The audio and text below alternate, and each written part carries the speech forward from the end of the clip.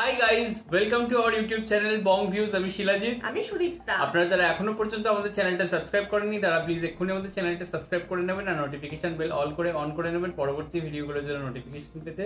আর যারা আমাদের চ্যানেলটা সাবস্ক্রাইব করেছেন তাদেরকে অসংখ্য ধন্যবাদ। আর পছন্দ হলে অবশ্যই ভিডিওগুলোকে লাইকও করবেন। তো অলরেডি বাংলাদেশে রিলিজ করে গেছে তুফান এবং চারদিকে পুরো তুফান ঘটিয়ে চলেছে এবং দর্শকদের মধ্যে উত্তেজনা পুরো তুফানময়। তো আজকে আমরা দেখে নেব হচ্ছে অডিয়েন্স রিয়াকশন। তো যাই হোক, তো আজকের ভিডিওর টাইটেল হচ্ছে দেশের 150 হলের 80% তুফানের দখলে, 3 দিনের টিকিট শেষ এবং চ্যানেল নাম হচ্ছে ইন্ডিপেন্ডেন্ট টেলিভিশন এবং এটাই তো হওয়ার ছিল, তাই না? তো চলুন দেখে নিই ভিডিওটা। আর ভিডিওটা যদি কপিরাইট ক্লেমের জন্য ব্লক হয়ে যায় তাহলে সম্পূর্ণ ভিডিওটা আপনারা আমাদের ফেসবুক বা ইনস্টাগ্রাম পেজে পেয়ে যাবেন। আর ফেসবুক বা ইনস্টাগ্রাম পেজের লিংক আপনারা আমাদের ডেসক্রিপশন বক্স আর ফার্স্ট পিন কমেন্ট থেকে পেয়ে যাবেন। তাহলে চলুন সবাই মিলে ভিডিওটাকে শুরু করি। ঈদ আসলেই শাকিব খানের সিনেমা বিশাল সংখ্যক প্রেক্ষাগৃহ দখল করে থাকে। এবারও ব্যতিক্রম নয়। ঈদে 150 হলে মুক্তি পাওয়া 5 সিনেমার মধ্যে 125টি দখল করে রেখেছে শাকিব খানের তুফান। জানা যায় সিনেমা দেখানোর জন্য হল মালিকদের গুনতে হয়েছে অগ্রিম টাকাও। 17 জুন অর্থাৎ ঈদের দিন মুক্তি পাওয়া তুফানের বসুন্ধরা সিটি স্টার সিনেপ্লেক্সে প্রথম শো দেখতে আসা দর্শকদের ভিড় ছিল চোখে পড়ার মতো। সেখানে সিনেমা দেখতে আসা তুফানের পরিচালক দর্শকদের অগ্রিম টিকিট কেটে সিনেমা হলে আসার পরামর্শ দেন। 40% বেশি গ্লো, বিশ্বের 1 নম্বর গ্লো ক্রিম, নতুন গ্লো এন্ড লাভলি। তুফান যত আসলে কালকে থেকে শুরু হয়েছে, কালকে টিকিট ছাড়ার সাথে সাথেই সিনেপ্লেক্সে সব টিকিট শেষ হয়ে গেছে। আপনারা জানেন আজকে যারা সিনেমা দেখতে আসবে তারা হয়তো তুফানের টিকিট পাবেন, আপনারা কেউই এখন তুফানের টিকিট পাবেন না। এটা খুব কষ্ট লাগে, একজন দর্শক বাসা থেকে রেডি হয়ে বেরিয়েছে তুফান দেখবে, কিন্তু এখানে এসে টিকিট পাচ্ছে না 3 দিনের, তখন সে অন্য ছবি দেখছে। আমি দর্শকদের একটা কথাই বলবো, আপনারা প্লিজ অগ্রিম টিকিট কেটে হলে আসার চেষ্টা করুন, বিশেষ করে সিনেপ্লেক্স গুলোতে। না হলে আসলে আপনি এসে সিনেমার টিকিট পাবেন না, পরে আপনাদেরকে অন্য ছবি দেখতে হবে। আসলে তবে সিনেমা দেখে বের হওয়া দর্শকদের সঙ্গে কথা বলে জানা যায় মিশ্র প্রতিক্রিয়া। কেউ কেউ খুব পছন্দ করলেও অনেকের কাছে মনে হয়েছে গল্প পরিবেশনে কিছুটা ঘাটতি ছিল। সব দিক দিয়ে সাকিব খান এত সুন্দরভাবে অ্যাক্টিং করেছে, প্রত্যেকটা জায়গায় তার অ্যাক্টিংটা এত সুন্দর হয়েছে যে বলার বাইরে। সাকিব খান আসলেই অলরাউন্ডার, মানে ওনার প্রত্যেকটা কাজ মানে অ্যাক্টিং আমার খুব ভালো লাগছে, খুবই ভালো লাগছে।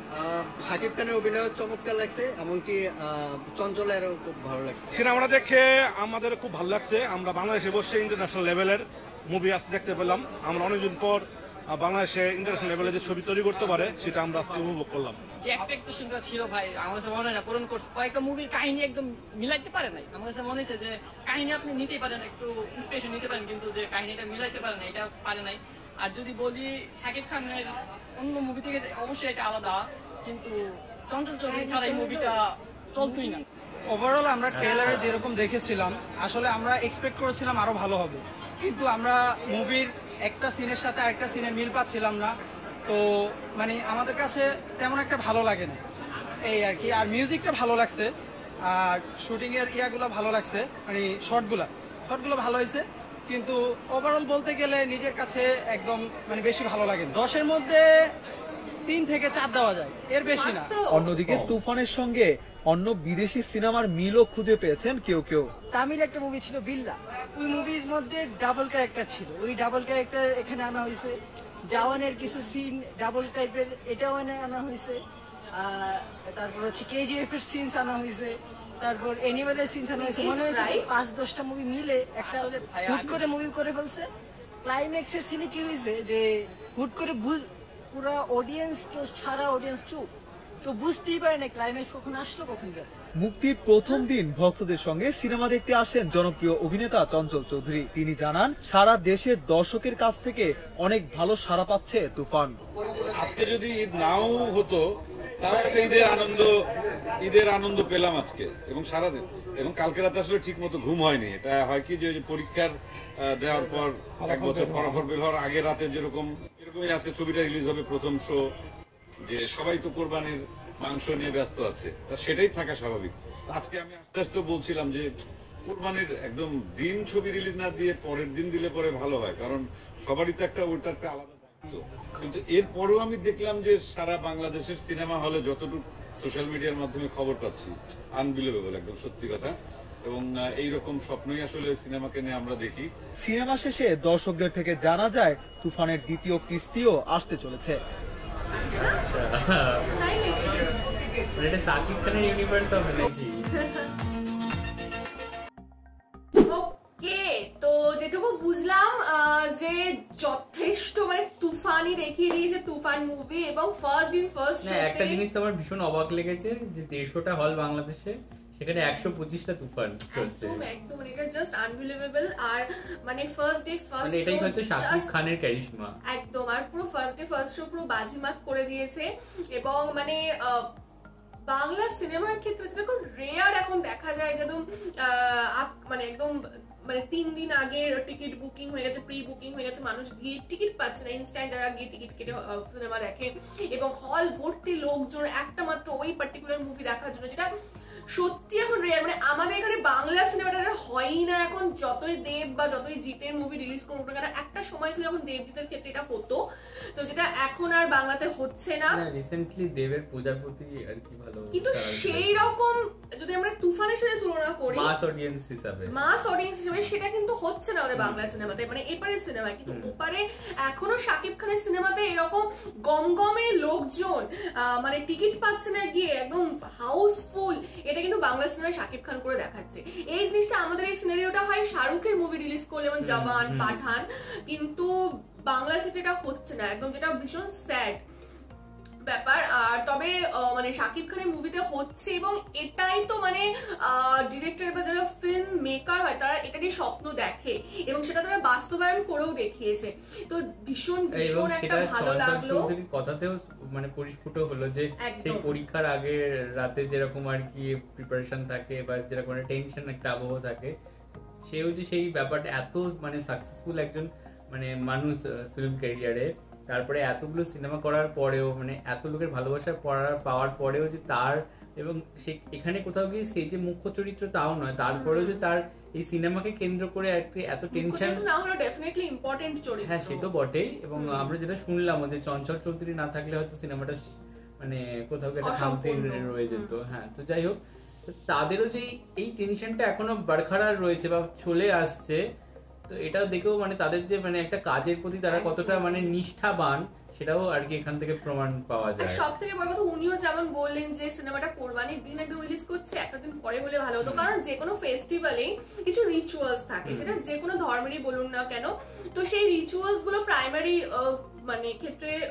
প্রেফারেন্স পায়, তো মানুষ তারপর যদি সময় পায় দেন এন্টারটেনমেন্টের দিকে যায়।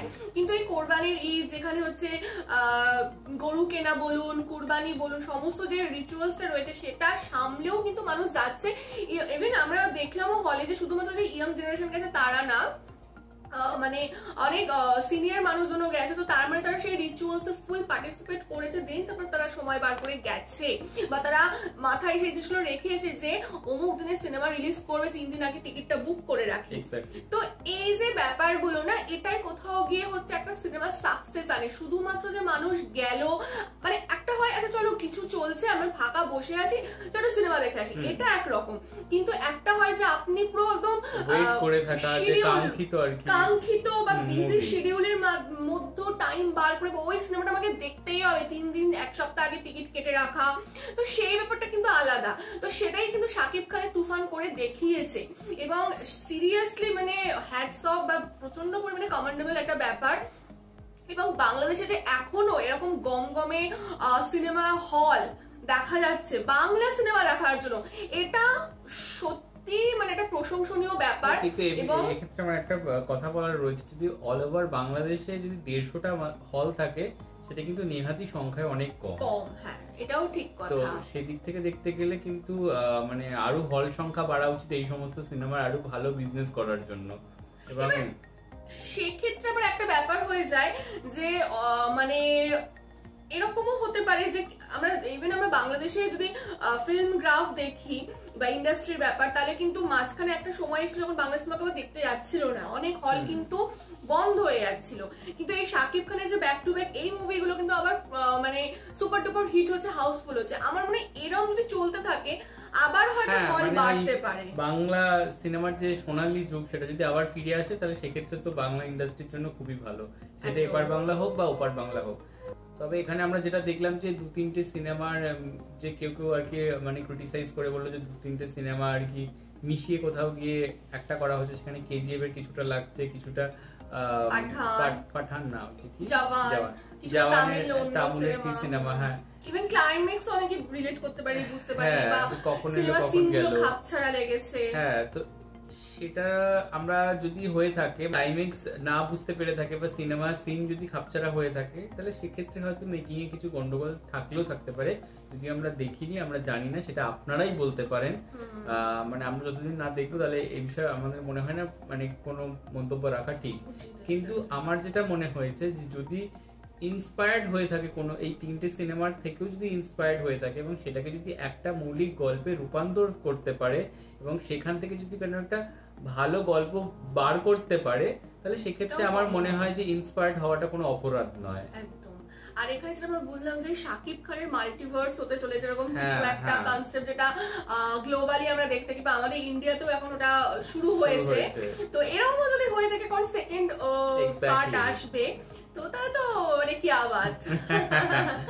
তো যাই হোক, বুঝতে পারলাম মানুষের মধ্যে প্রচন্ড বেশি উত্তেজনা, মানুষ টিকিট পাচ্ছে না, টিকিট আগে থেকে বুক করছে ইত্যাদি ইত্যাদি। তো আপনারা জানাবেন আপনারা এখনো পর্যন্ত কারা কারা তুফান দেখেছেন বা টিকিট কাটা হয়ে গেছে, দেখতে চলেছেন বা টিকিট পাননি, ভবিষ্যতে দেখার প্ল্যান আছে। অনেস্ট রিভিউ আমরা জানতে চাই যে বাস্তবে সিনেমাটা আপনাদের কেমন লেগেছে, মানে যারা যে ক্রিটিসাইজ করলো, যে বিষয়গুলো বললো, সেটা কি আপনাদের মনে হয়েছে, নাকি যারা বললো যে সাকিব খানের অভিনয়, সঞ্জয় চৌধুরীর অভিনয়, সেই নিয়ে আমি প্রশ্নে যাব না, কিন্তু গল্প যে আঙ্গিকে আর কি চলেছে বা সিনেমাটা কেমন হয়েছে, ওভারঅল আপনাদের দেখে কেমন লেগেছে, তো অনেস্ট কনফেশন চাই। একদমই তাই। এবং এছাড়াও যদি অন্য কিছু বলার থাকে সিনেমাটাকে নিয়ে, সেটা আপনারা জানতে পারেন আমাদের কমেন্ট বক্সে। এবং আমাদের ভিডিও যদি ভালো লেগে থাকে অবশ্যই লাইক করবেন এবং আমাদের চ্যানেলটাকে সাবস্ক্রাইব করে যাবেন। আর সাবস্ক্রাইব বাটনের পাশে জয়েন বাটন দেওয়া রয়েছে, সেখানে কিছু ফ্যাসিলিটিস দেওয়া রয়েছে, চাইলে আপনারা চেক করতে পারেন। আর আমাদের যে ফেসবুক ইনস্টাগ্রাম পেজ রয়েছে, সেখানে আপনারা ফলো করতে ভুলবেন না, লিংক ডেসক্রিপশন বক্সে পেয়ে যাবেন। আর আমাদের যদি আপনারা পার্সোনালি পছন্দ করে থাকেন আমাকে শিলাজিৎ ওকে সুদীপ্তা হিসেবে, তাহলে আমাদের পার্সোনাল ফেসবুক ইনস্টাগ্রাম সাইটে আপনারা ফলো করতে পারেন, তার লিংকও ডেসক্রিপশন বক্স চেক করলে পেয়ে যাবেন। আর আমাদের সাথে কানেক্টেড থাকার জন্য আমাদের যে ফেসবুক গ্রুপটা রয়েছে, সেখানে আপনারা জয়েন করে আপনারা আপনাদের মনের মতো সমস্ত কিছু পোস্ট করতে পারেন, তার লিংকও ডেসক্রিপশন বক্স চেক করলে পেয়ে যাবেন। তো দেখা হচ্ছে পরবর্তী ভিডিওতে, আজ এ পর্যন্তই, টাটা, নমস্কার।